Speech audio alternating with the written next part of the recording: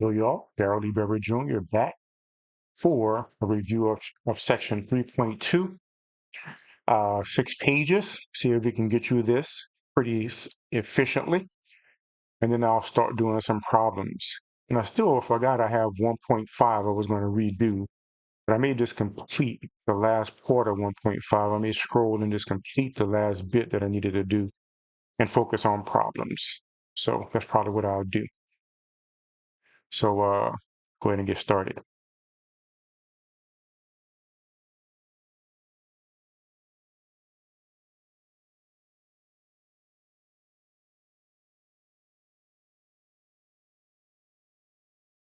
So as we have seen, two of the most important constructions we've studied in linear algebra, the span of a collection of vectors and the set of solutions of a homogeneous linear system of equations leads to subspaces. So basically the solution, the homogeneous linear system of a system of equations ends up being in limiting equations. For instance, the plane in Cartesian derived from the parametric. I covered that a few videos before this series, before the this part on the homework. The first two are already quite familiar to us from our work in chapter 1. Oh, hold up. Let us use these notations to define four important subspaces associated with an MN matrix, okay? The first two are already quite familiar. So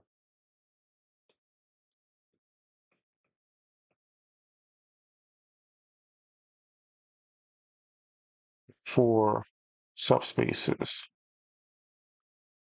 The first two already come out quite familiar to us from our work in chapter 1. And we have seen in section 1 of this chapter that they're in fact subspaces. Here we will give them their official names. Null spaces.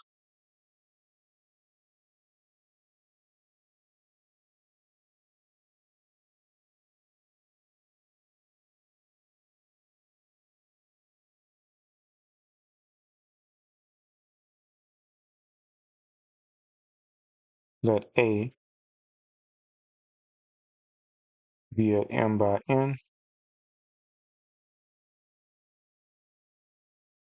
The null space of A, the null space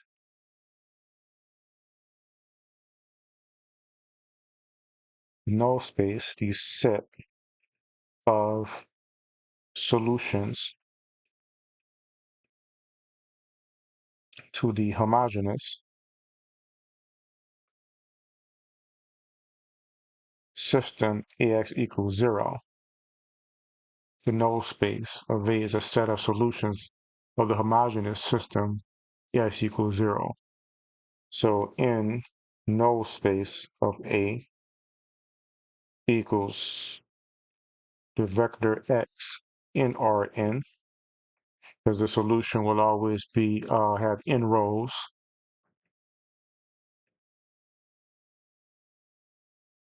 Or will it? Hold up. It says Mn in something. So if I have AX and A is Mn, then X must be n something. So the resulting vector B will be M something. But X will be in the n space. So that's what they're talking about. The solutions will be in n space. So all of X that's in n space that solve AX equals 0. That's the null space.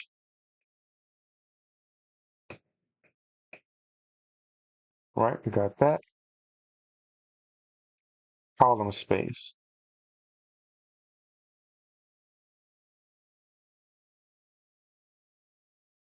Let A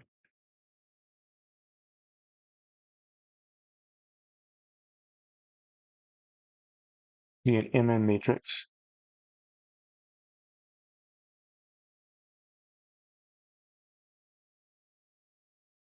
with column vectors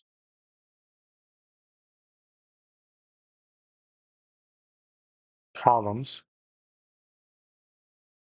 A1 to AN and Rn,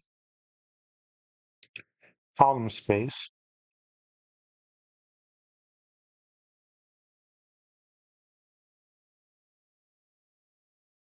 to be the subspace of Rm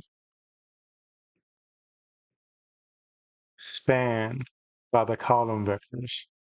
So columns of A is spanned by A1, AN. So it's a lowercase with a vector, so that's how you know it's a column. And R is M because the column is M. Starts with M. Of course, the null space of A is just a set of solutions of the homogeneous linear system, AX equals 0, that we first encountered in section 4 of chapter 1. What is less obvious is that we encountered the column space, CA, in section 5 of chapter 1, as we now see. So this is proposition 2.1.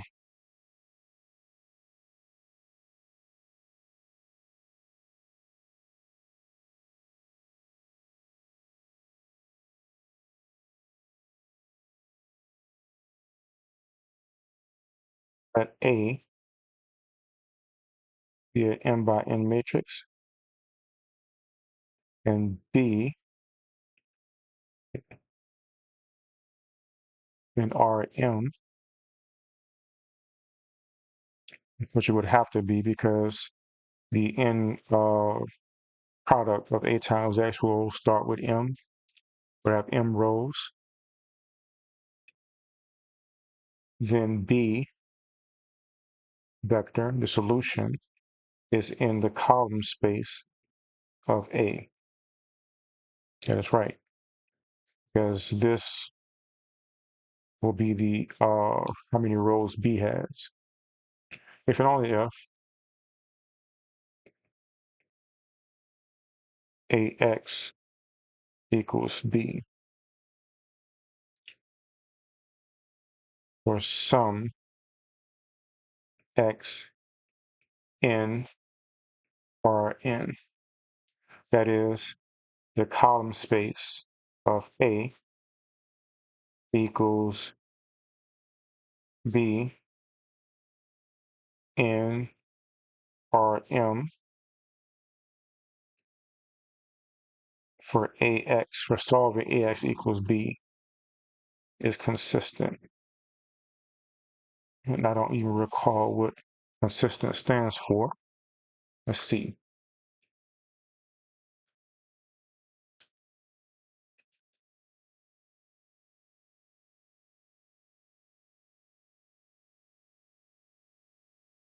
Now I'm on page 136.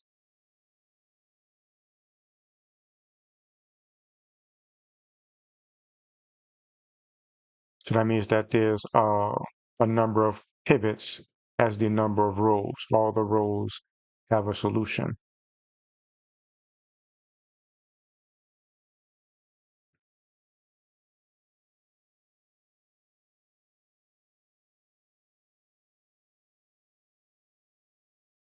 Proof. By definition, the column space of A is the span of all the column spaces of the matrix A. That makes sense. So B is in the column space of A because it's going to have the same amount of rows. If and only if B is a linear combination of the vectors A.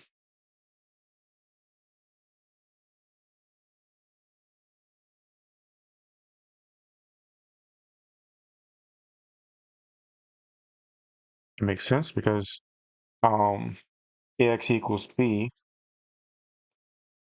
is going to dot product all the different columns of A with the rows of B.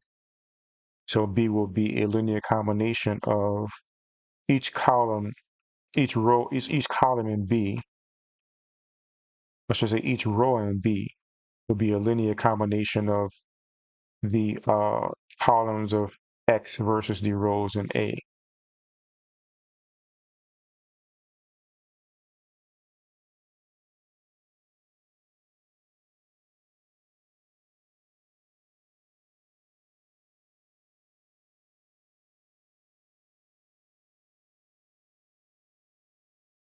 Right? That makes sense.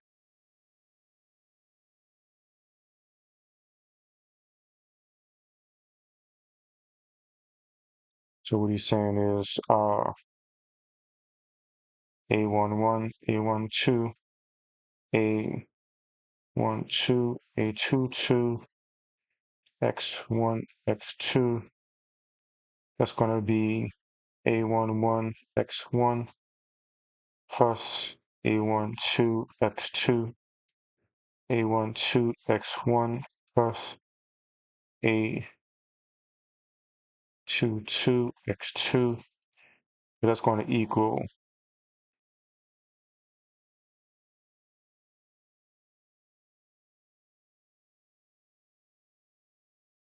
X1 times that column, the first column, plus X2 times the second column, which they've written as X1, A1 plus X2, A2, which equals B. So that makes sense. For some scalars, x1 through xn, recalling that our crucial observation on 53, we conclude that B is in the column space of A if and only if B equals AX for some X in Rn. Correct, because X has to multiply with the A. The final reformation is straightforward, so long as we remember that the system AX equals B is consistent, provided it has a solution. It means it has enough pivots as it has rows.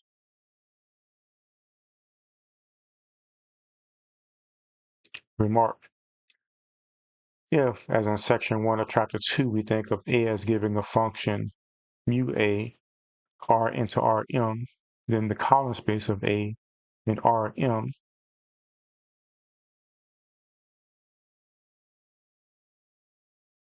is a set of all the values of the function mu A, i.e. the image of mu A. It is important to keep track of where each subspace lives as you continue through this chapter. The null space of A consists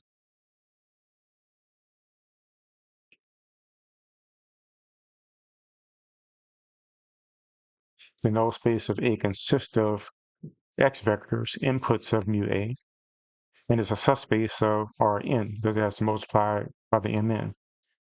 The column space of PA consists of B's, outputs of the function, and is a subspace of Rm because that's going to have as many rows as the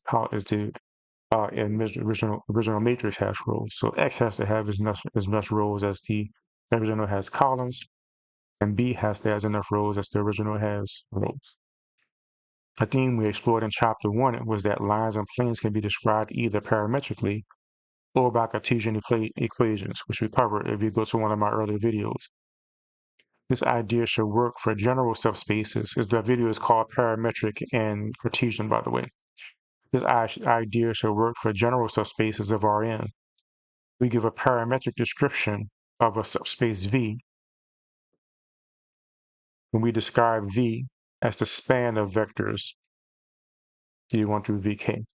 So parametric is going to be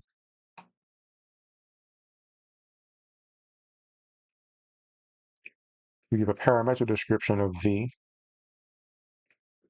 is span V1, V2, or V1T plus V2T. putting these vectors as the columns of a matrix, A amounts to writing V in the column as the column space of A. Similarly, given Cartesian equations for V, once we translate into matrix form, is giving V equals column space of V equals column space of A.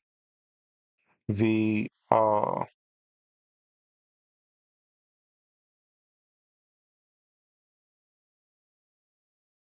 is that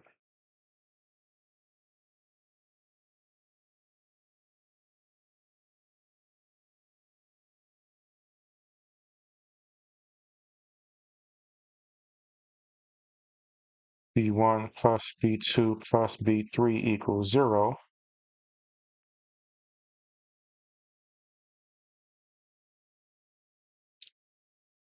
That equals the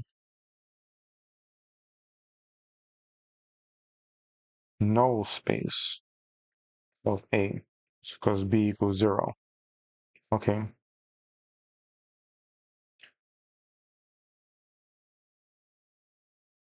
Much of the section 4 and 5 of chapter 1 was devoted to going from one description to the other. In our present language, by finding the general solution of AX equals 0, we obtain a parametric description of the null space of A, and thus obtain vectors that span that subspace, which is the null space. On the other hand, finding the constraint equation for AX equals B to be consistent provides a set of Cartesian equations for the column space of A. Not clear on that one. So basically, if B equals not 0, and those called Cartesian equations of the column space rather than the null space because they don't equal 0. So let's check this out with this example.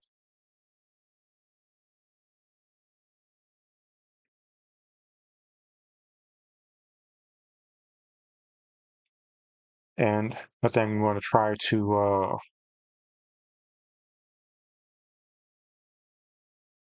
make the dots a bit closer together.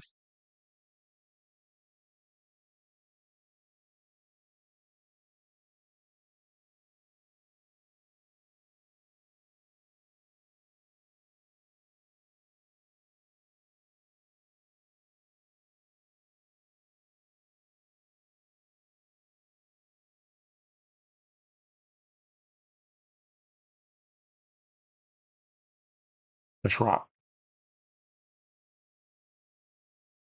So, example 1, we have A equals 1, negative 1, 1, 2, 1, 0, 1, 1, 1, 2, 1, negative 1. Of course, we bring A to its reduced echelon form, which we know how to do. So R is reduced echelon form 1, 0, 1, 1, 0, 1, 0, negative 1, 0, 0, 0, 0.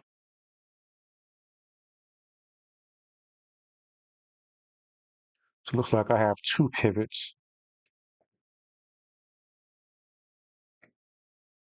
and read off the general solution of Ax equals 0.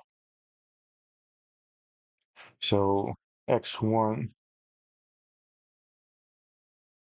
equals negative x3 minus x4, x2 equals x4,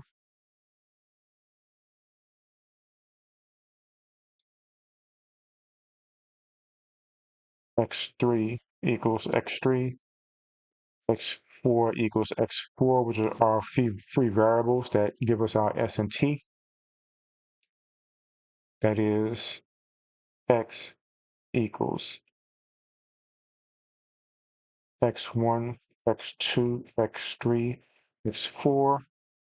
So that equals negative x3 minus x4, x4, x3, x4. So that equals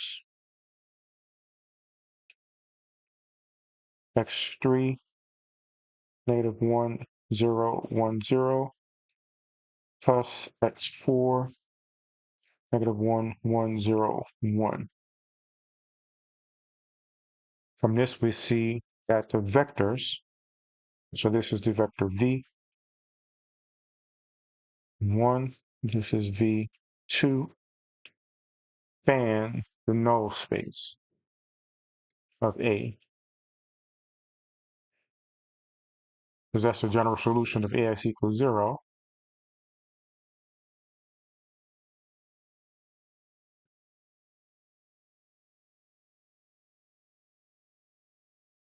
So we're assuming that the right side is 0. There's a 0 on the right side of that whole line. So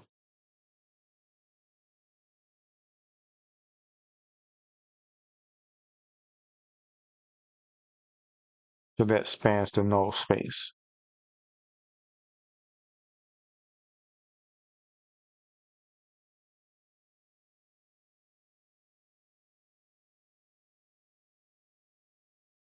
On the other hand, we know that the vectors 1, 1, 1, negative 1, 0, 2, and 2, 1, negative 1 span the column space of A.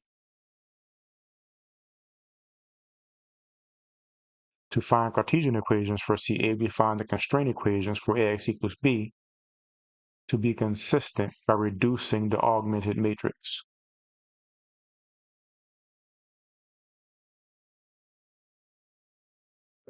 Okay, so really there wasn't this over here.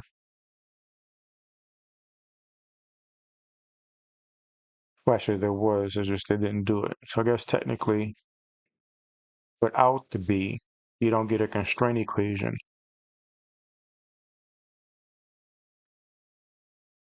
This is odd.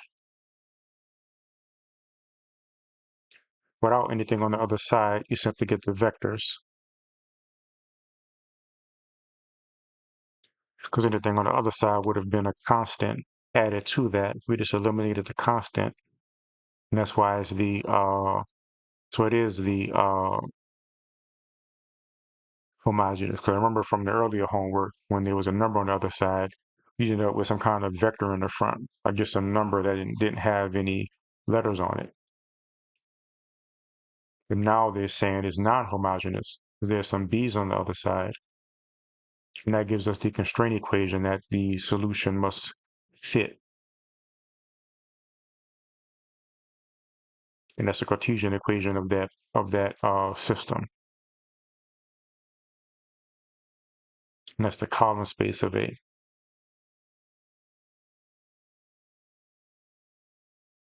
And why is it the column space? Because x1, x2, x3, x4, that's Cartesian, it's the column space. That's the constraint equation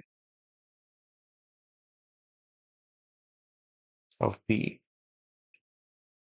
We can summarize these results by defining new matrices.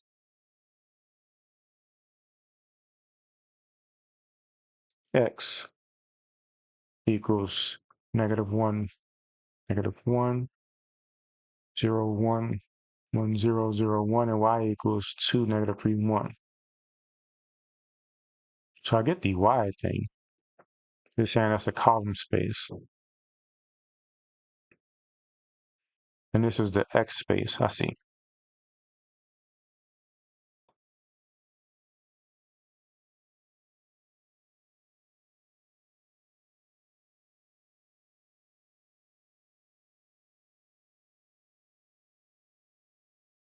The vectors.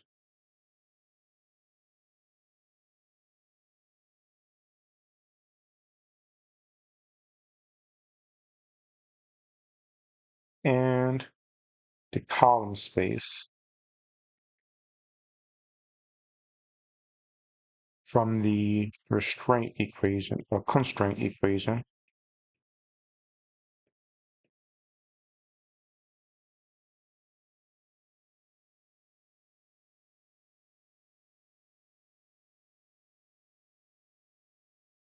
column space to -3, 1. Then we have the null space equals the column space x, and the column space A equals null space y.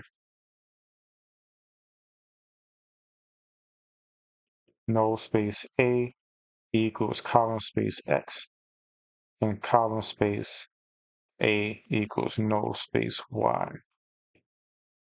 One final remark. Note that the coefficients of the constraint equations, i.e. the rows of y, give vectors orthogonal to CA.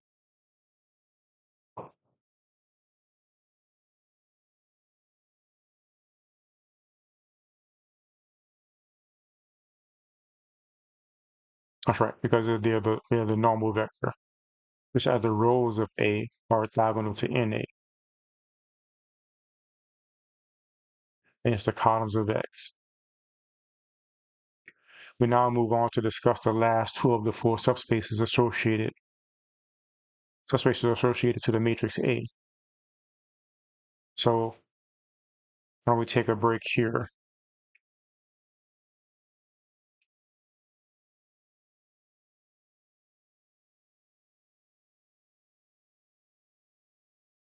And we'll do the last few spaces, the last few pages later.